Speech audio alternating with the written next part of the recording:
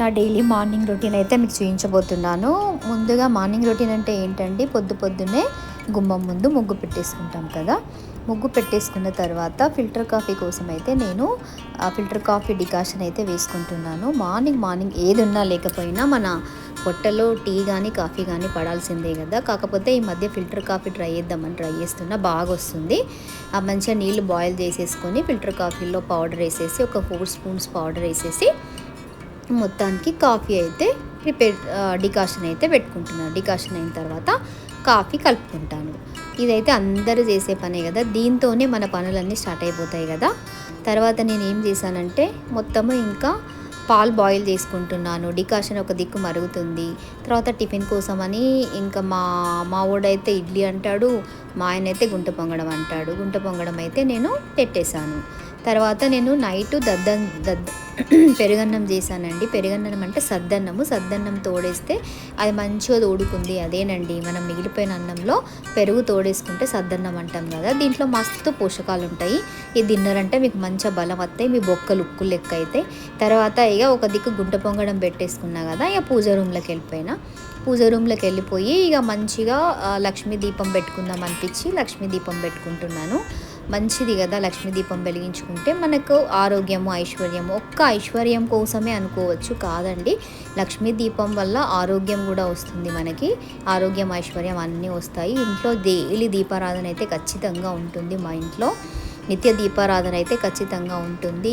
వెంకటేశ్వర స్వామికి అలంకరించిన పూలు చూస్తున్నారు కదా, అవన్నీ నాకు ఒక చిన్ని మల్లె చెట్టు ఉందిలేండి. ఆ మల్లె చెట్టుకు వచ్చిన పూలే. మన ఇంటి పూలతో పూజ చేస్తే ఎంత బాగుంటుందో చెప్పండి. చూసారు కదా, ఒక పక్కన గుంట పొంగడాలు అయితే రెడీ అయిపోయాయి. గుంట పొంగడాలు అయితే మా బుడ్డోడికి, ఇంకా ఇడ్లీ ఏమో మా ఆయనకు చేసిన. గుంట పొంగడాలు తీసుకుపోయి ఆడికి ఇచ్చిన. ఇక ఆడేమో తింటున్నాడు. ఇక హాలిడేస్ కదా, అన్నీ లేటుగానే అవుతుంటాయి. ఇక ధూపం వేద్దామని చెప్పి ఇంకా సాంబ్రాణి పొగ చేసేసుకున్న, బొగ్గులతో మంచిగా ఫైర్ చేసేసుకొని దాంట్లో సాంబ్రాణి వేసేసుకున్నా. ఈ మధ్య అయితే నేనైతే గోదర్బార్ వాడుతున్నా. నాకైతే మస్తు మంచిగా అనిపిస్తుంది ధూపంకి. నేనైతే అవన్నీ వాడతలేనండి. మంచిది కాదంట హెల్త్ కానీ ఆ రెడీమేడ్ వాడతలేను, ఇట్లనే పెట్టుకుంటున్నా ఈ మధ్య. ఇక తర్వాత తులసి దగ్గర కూడా దీపారాధన చేసుకున్నా. ఎవరైతే తులసి దగ్గర డైలీ దీపారాధన చేస్తారో వాళ్ళకైతే మంచి ఆరోగ్యము, ఐశ్వర్యం ఖచ్చితంగా ఉంటుంది. చెప్పాను కదా, ఈ చిన్ని చెట్టుకే మల్లెపూలు పూసాయండి. ఈ పూలు తీసుకెళ్ళి నేను ఈరోజంతా పూజ చేసుకున్నాను. అంటే నా చెట్టు పూలు కదా, నాకైతే ఎంత సంతోషం అనిపించిందో చూసారు కదా. ఇక్కడ కొన్ని, అక్కడ కొన్ని, స్వామివారికి కొన్ని అలంకరించుకున్నాను. నాకైతే మస్తు హ్యాపీ అనిపించింది, చాలా సంతోషం అనిపించింది మల్లెపూలను చూస్తుంటే. షిరిడి ప్రసాదము మాకైతే పక్కింటి వాళ్ళు ఇచ్చారు. అది కూడా అందరికీ నేను డిస్ట్రిబ్యూట్ చేశాను. గాజులు లేకుండా పూజ కంప్లీట్ అవుతుందా చెప్పండి.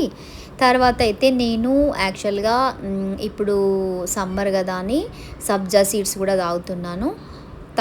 అంటే డైలీ మార్నింగ్ లేవగానే సబ్జా సీడ్స్ అయితే తాగుతున్నాను. చాలా మంచిది కదా, చలువ చేస్తుందని.